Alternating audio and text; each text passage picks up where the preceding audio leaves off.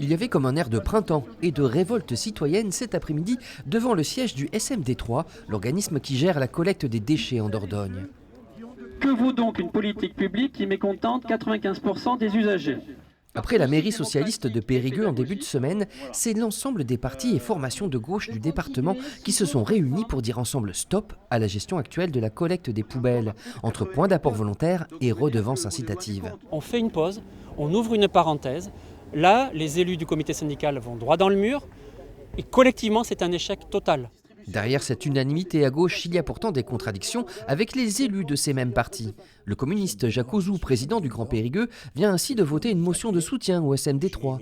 Et c'est un autre communiste, Francis Colbach, maire de Trélissac, qui avait fait le choix en 2018 de la redevance incitative avec point d'apport volontaire quand il était coprésident du SMD3.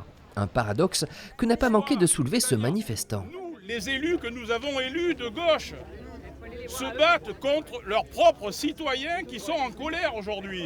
On a des élus qui ont pris des décisions sans venir en discuter avec les forces vives de leur propre parti politique. Donc aujourd'hui, ils attisent la colère des citoyens, mais aussi dans leur propre rang.